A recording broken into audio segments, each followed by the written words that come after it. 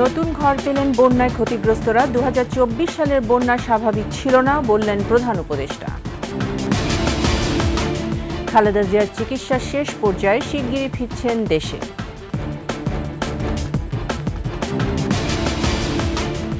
রমনা বটমূলে বোমা হামলা, হাইকোর্টের রায় 8 মে।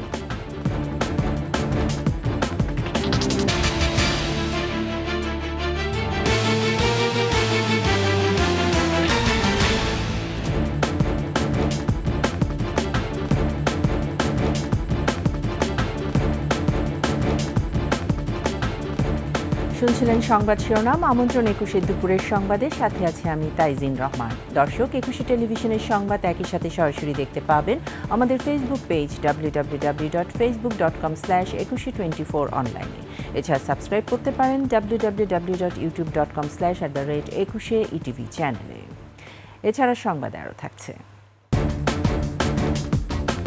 কেরানীগঞ্জে দেশের প্রথম ভিআইপি কারাগার, নিরাপত্তা নিয়ে ঝক্কি পোহাতে হবে না বলছে জেল কর্তৃপক্ষ।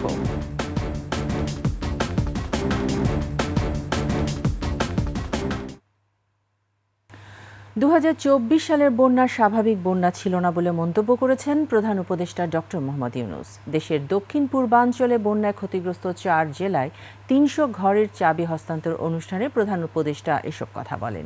এ সময় প্রধান উপদেষ্টা আরও বলেন, সরকারের দায়িত্ব গ্রহণের সঙ্গে সঙ্গে বন্যা শুরু হয়। অন্যান্য বছর যে বন্যা হয় তা সম্পূর্ণ ভিন্ন জায়গার বন্যা ছিল, যা গভীরভাবে মানুষকে ক্ষতিগ্রস্ত করবে বলে কোনো ধারণা ছিল না। সারা দেশে সবাই ঝাঁপিয়ে পড়েছিল সাহায্যের জন্য। এটা যে কত বড় বন্যা ছিল তা বোঝা গেছে চলে যাওয়ার অনেক পরে। এটা যে কত বড় বন্যা ছিল এটা বুঝতে পেরেছি বন্যা চলে যাওয়ার অনেক পরে। যে লোকমুখে যখন শুনতে আরম্ভ করলাম ব্যক্তিগতভাবে কীভাবে ক্ষতিগ্রস্ত হয়েছে, একটা প্রস্তাব আসছিল যে আশ্রয়ণ প্রকল্পের মাধ্যমে করা। আশ্রয়ণ প্রকল্প সম্বন্ধে আমার পরিষ্কার ধারণা ছিল না, নামটা জানা ছিল। তো ভাবলাম যে দেখি এটা কি করা যায়। পরে জানলাম যে এটা সেনাবাহিনী করবে, তাহলে একটু স্বস্তি পেলাম যে না, এটা অন্তত টাকাটা সঠিকভাবে ব্যবহার হবে। খালেদা জিয়ার চিকিৎসা প্রায় শেষ পর্যায়ে এবং শিগগিরই তিনি দেশে ফিরবেন বলে মন্তব্য করেছেন ব্যারিস্টার কায়সার কামাল। সকালে হাইকোর্টের এনএক্স ভবনের সামনে তিনি এ মন্তব্য করেন। এদিকে করিডোর দেওয়ার আইনগত এখতিয়ার অন্তর্বর্তী সরকারের নাই বলেও মন্তব্য করেন তিনি। ব্যারিস্টার কায়সার কামাল বলেন, এই বিষয়ে সব রাজনৈতিক দলের সাথে পরামর্শ করতে বললেন তিনি।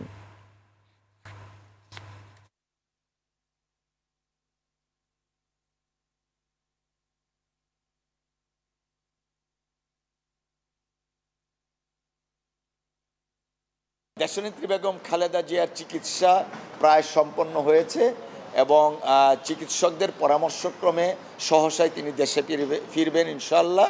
আমরা সেই প্রত্যাশাতেই আছি। 2001 সালে রমনা বটমূলে ছায়ানটের বর্ষবরণ অনুষ্ঠানে বোমা হামলার ঘটনায় মৃত্যুদণ্ডপ্রাপ্ত আসামিদের ডেথ রেফারেন্স ও জেল আপিলের উপর আগামী 8 মে রায় ঘোষণা করা হবে। রায় ঘোষণা করবেন বিচারপতি মোস্তফা জামান ইসলাম ও বিচারপতি নাসরিন আক্তারের সমন্বয়ে গঠিত হাইকোর্ট বেঞ্চ।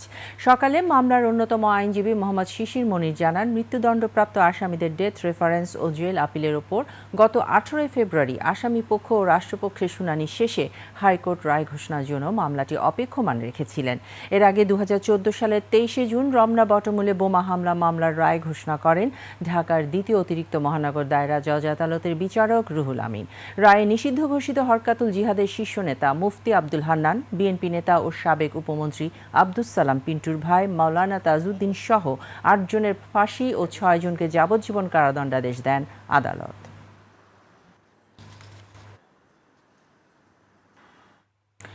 সরকারি চাকরিজীবীদের মধ্যে টাইম স্কেল ও সিলেকশন গ্রেড প্রাপ্তরা উচ্চতর গ্রেড পাবেন বলে রায় দিয়েছেন আপিল বিভাগ।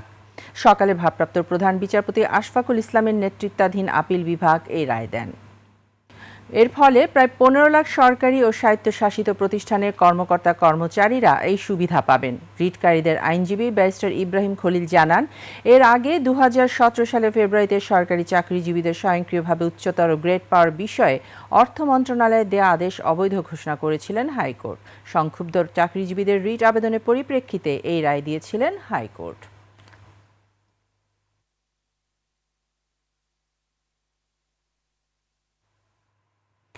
এবার কেরানীগঞ্জে চালু হতে যাচ্ছে দেশের প্রথম ভিআইপি কেন্দ্রীয় কারাগার। কেরানীগঞ্জে বিশেষায়িত এই কারাগারে বন্দির ধারণ ক্ষমতা থাকবে 270 জনের।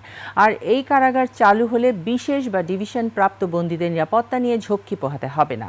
এসব হাই প্রোফাইল বন্দীদের নিয়মের মধ্যে রাখাও সহজ হবে বলে জানিয়েছে জেল কর্তৃপক্ষ। বাকিটা দেখুন দীপু শিকদারের রিপোর্টে। 5 আগস্টে আওয়ামী লীগ সরকার পতনের পর দেশ জুড়ে গ্রেফতারের সংখ্যা বাড়তে থাকে। হত্যাসহ বিভিন্ন মামলায় বিগত স্বৈরশাসকের মন্ত্রী, প্রতিমন্ত্রী, এমপি, আমলা, সেনাবাহিনী ও পুলিশের উচ্চপদস্থ কর্মকর্তারা গ্রেফতার হয়ে বিভিন্ন কারাগারে আছেন। আবার তাদের কেউ কেউ কারাগারের ভেতরে বা চিকিৎসা নিতে যাওয়ার সময় হামলার শিকার হয়েছেন। আবার তারাও কেউ কেউ কারাগারে মানতে চান না নিয়ম। এমন পরিস্থিতি সামাল দিতে কারা কর্তৃপক্ষ নিয়েছে ভিন্ন এক উদ্যোগ। প্রথমবারের মতো কেরানীগঞ্জ কেন্দ্রীয় কারাগারের ভিতরেই চালু হতে যাচ্ছে বিশেষায়িত কেন্দ্রীয় কারাগার। এই কারাগারের ডিভিশন পাওয়া সহ মোট 270 জন বিশেষ বন্দীকে রাখা হবে। এর কাজও প্রায় শেষের দিকে বলে জানান আইজি প্রিজন্স। ঢাকা কেরানীগঞ্জে যে মহিলা কারাগারটা মহিলাদের জন্য প্রস্তুত করা হয়েছিল, তারপর এটা বিশেষ কেন্দ্রীয় কারাগার হিসেবে আমরা অনুমোদন পেয়েছি। এটা অলরেডি স্ট্রাকচার রেডি। সো ওই যে জায়গায় যেটা তৈরি আছে ওভাবেই তাদেরকে আমরা প্রাপ্যতা অনুসারে জায়গা পরিমাপ করে তাদেরকে আমরা রাখবো। সো চালু করতে পারছিলাম না জনবল সংকটের কারণে। আমরা নতুন জনবল নিয়োগ দিয়েছি, তারা পাইপলাইনে এসছে এবং ওই জন্য আমরা চালু করতে পারি। পাশাপাশি ভিআইপি কারাগারের কার্যক্রম শুরু হলে বিশেষ বন্দীদের নিরাপত্তা আর নজরদারি আরও সহজ হবে। বিভিন্ন কারাগারে ডিভিশন প্রাপ্ত এবং সেন্সিটিভ বন্দির সংখ্যা বেড়ে গেছে একটা বিষয়। দ্বিতীয় হচ্ছে তাদের বিভিন্ন ক্ষেত্রে তাদের নিরাপত্তা নিশ্চিত করতেও আমাদের কিছু কিছু ক্ষেত্রে চ্যালেঞ্জের মুখোমুখি হতে হচ্ছে। তাদের নিরাপত্তা হুমকিটা বিষয় তাদেরকে আমরা একটু সেগ্রিগেট জায়গায় আলাদা একটা জায়গায় রাখতে চাই, যেখানে হলে হয়তো তাদের এই নিরাপত্তা ঝুঁকিটা আমরা কমিয়ে নিয়ে আসতে পারবো। এই কেন্দ্রীয় কারাগারের মধ্যে নারী বন্দীদের জন্য একটি আলাদা ভবন তৈরি হলেও সেটি এতদিন ব্যবহার করা হয়নি। ওই ভবনটিতেই ভিআইপি কারাগার হচ্ছে। তবে ভিআইপি কারাগারে আপাতত কোনো নারী বন্দী রাখা হবে না। এটা শুধু এই মুহূর্তে পুরুষও থাকবে। দীপু শিকদার, 21 টেলিভিশন, ঢাকা। 29 জনকে ক্রসফায়ারের নামে গুলি করে হত্যা করার অভিযোগে ময়মনসিংহের ডিবির সাবেক ওসি আশিকুর রহমানের বিরুদ্ধে ফ্যাসিস্ট আওয়ামী লীগ সরকারের পতনের পর আশিকুর রহমান সহ 17 পুলিশ সদস্যদের বিরুদ্ধে আদালতে মামলা করেছে ভুক্তভোগী পরিবার। জেলা মানবাধিকার কর্মীরা বলছেন, ক্রসফায়ারের নামে বিচার বহির্ভূত হত্যাকাণ্ড মানবাধিকারের চরম লঙ্ঘন। ময়মনসিংহ বিভাগীয় প্রতিনিধি আতাউর রহমান জুয়েলের তথ্যচিত্রে ডেস্ক রিপোর্ট। 7 বছর ধরে আদরের সন্তান রাজনকে ছবির মধ্যেই খুঁজে বেড়ান ময়মনসিংহের পুরোহিতপাড়ার হারুনুর রশিদ। 2018 সালের 22 মে রাতে বাসা থেকে রাজনকে তুলে নিয়ে যান ডিবির সাবেক ওসি আশিকুর রহমান। পরের দিন ডিবি কার্যালয়ে ছেলের খোঁজ নিতে গেলে হারুনুর রশিদের কাছে 10 লাখ টাকা দাবি করেন ওসি। টাকা দিতে না পারায় 2 দিন পর মধ্যরাতে পুরোহিতপাড়ার রেলওয়ে পুকুর পাড়ে ক্রসফায়ারে হত্যা করা হয় রাজনকে। আমার ঘর থেকে আমার ছেলে রাজনকে ধরে নিয়ে যায়। নিয়ে যাওয়ার পরে আমি ডিবি অফিসে পরের দিন যাই। যাওয়ার পরে অন্য ডিবির ওসি এবং অন্য সদস্যরা পুলিশের তারা আমার কাছে 10 লাখ টাকা চায়। রাজনের বাবার মতো চোখের জল থামছে না একই এলাকার হকার মুন্না আর পরিবহন শ্রমিক পায়েলের মারও। তাদের মতো ইদ্রিসুর রহমান, শানকিপাড়ার রেহেনা বেগম সহ 29 জনকে ক্রসফায়ারের নামে হত্যার অভিযোগ সাবেক ওসি আশিকের বিরুদ্ধে। অনেক সময় কিছু টাকা খরচ হলেও প্রাণ বাঁচাতে পারেননি স্বজনদের। আমার কাছে 5 লাখ টাকা দাবি করছে।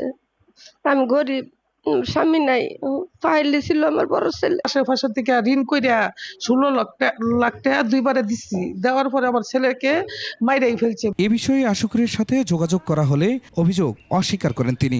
এত তদন্তের পরেও যদি আবার কথা উঠে, কথা তো উঠতেই পারে। কথা উঠলে তদন্ত করতেছে, তদন্তকারী সংস্থা তদন্ত করছে, তদন্ত করুক। যারা অনুসন্ধানী সাংবাদিকতা করেন তারাও খুঁজেন নেগেটিভ কিছু আছে কিনা। রাজন হত্যা মামলা আদালতের নির্দেশে তদন্ত করছে জেলা পিবিআই। জানিয়েছে ন্যায় বিচার নিশ্চিতে দ্রুত তদন্ত কাজ শেষ হবে। যদি সত্যটা সেরকম হয় বা যেমনটি দাবি করেছেন, তাহলে নিশ্চয় তিনি মনে করবেন তিনি ন্যায় বিচার পেয়েছেন। বিনা বিচারে মানুষ হত্যা মানবাধিকার লঙ্ঘন মন্তব্য করে দোষীদের বিচার নিশ্চিতের দাবি মানবাধিকার কর্মীদের। এই মামলাগুলি সুষ্ঠু তদন্তের মাধ্যমে এগুলি এই দেশে যাতে আর ভবিষ্যতে কোনোদিন এরকম ক্রসফায়ার না হয়। ন্যায় বিচারের প্রত্যাশা ভুক্তভোগী পরিবারগুলোরও। Khurshid Alam, desk report, 21 television. জাটকা সংরক্ষণে টানা 2 মাসের নিষেধাজ্ঞা শেষ হচ্ছে মধ্যরাতে। মাছ ধরতে জাল, নৌকা মেরামত সহ সব প্রস্তুতি প্রায় শেষ করেছে জেলেরা। 2 মাসের বেকার সময় শেষে প্রাণ ফিরেছে জেলে পাড়ায়। ভালো মাছ পাওয়ার আশা জেলে মৎস্য কর্মকর্তাদের। প্রতিনিধিদের তথ্যচিত্রের ডেস্ক রিপোর্ট। দেশের ইলিশ সম্পদ উন্নয়নে জাটকা সংরক্ষণে 1 মার্চ থেকে 30 এপ্রিল পর্যন্ত বরিশাল, চাঁদপুর, লক্ষ্মীপুর, ভোলা, শরীয়তপুর ও পটুয়াখালীর 6টি অভয়াশ্রমে ইলিশ সহ সব ধরনের মাছ ধরায় নিষেধাজ্ঞা দেয় সরকার। মধ্যরাতে শেষ সেই নিষেধাজ্ঞা। জেলে পাড়াগুলোতে এখন মাছ ধরতে যাওয়ার আমেজ। শেষ মুহূর্তেও জাল, নৌকা মেরামতে ব্যস্ত জেলেরা। আমরা জেলেরা 2 মাসে আমরা নদীতে নামি নাই। মাছ যদি না থাকে তা মনে করেন এই দানা সুদের থেকে আর ডাবল হয়ে যাবো আমরা। তা আশা করি মাছ আমরা পামো। এই যে নাওদনটে দানা ফানা করে চলছি, খাইতে আছি। নিষেধাজ্ঞার সময় অভিযান জোরদার থাকায় ইলিশের উৎপাদন আগের চেয়ে বাড়ার কথা বলছে মৎস্য বিভাগ। এবার জেলেরা কিন্তু আমরা সেইভাবে নামতে পারিনি নদীতে, এবং আমাদের এটা লক্ষ্য, এটা আমরা ইন্ডিকেটর হলো যে এবারে আমাদের জেল জরিমানার সংখ্যা কিন্তু আমরা অন্যান্য বছরের তুলনায় আমরা কম দেখতে পেয়েছি। এবছর আমরা আমাদের প্রচার প্রচারণার পাশাপাশি যেভাবে আইন বাস্তবায়ন করছি, তাতে আমরা আশা করছি যে আমাদের জাটকা সফলভাবে মাইগ্রেশন করেছে এবং সমুদ্রে ফিরে গিয়েছে। 2 মাস বেকার সময়ে জনপ্রতি 80 কেজি করে চাল পেয়েছেন জেলেরা। এছাড়া নিষেধাজ্ঞা অমান্য করা অসাধু জেলেদের আটক করে বিভিন্ন মেয়াদে সাজা ও জরিমানাও করেছে প্রশাসন। Khurshid Alam, desk report, 21 television. শেষ করছি দুপুরের 21 সংবাদ। যাবার আগে সংবাদ শিরোনামগুলো জানিয়ে দিচ্ছি আরও একবার। নতুন ঘর পেলেন বন্যায় ক্ষতিগ্রস্তরা। 2024 সালের বন্যা স্বাভাবিক ছিল না বললেন প্রধান উপদেষ্টা। খালেদা জিয়ার চিকিৎসা শেষ পর্যায়ে, শিগগিরই ফিরছেন দেশে।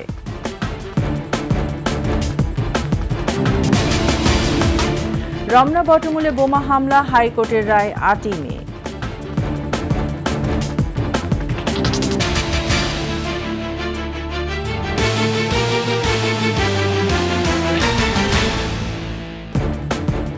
সর্বশেষ সংবাদ জানতে ডায়াল করুন 2021 নম্বরে, আর ভিজিট করুন ekushe-tv.com এই ওয়েবসাইট। ফেসবুকে ভিজিট করতে পারেন www.facebook.com/ekushe24 অনলাইনে। এছাড়া সাবস্ক্রাইব করতে পারেন www.youtube.com/ekushe চ্যানেলে। এতক্ষণ সঙ্গে থাকার জন্য ধন্যবাদ। পরবর্তী সংবাদ বিকেল 5টায় দেখার আমন্ত্রণ রইল। একুশের সাথেই থাকুন।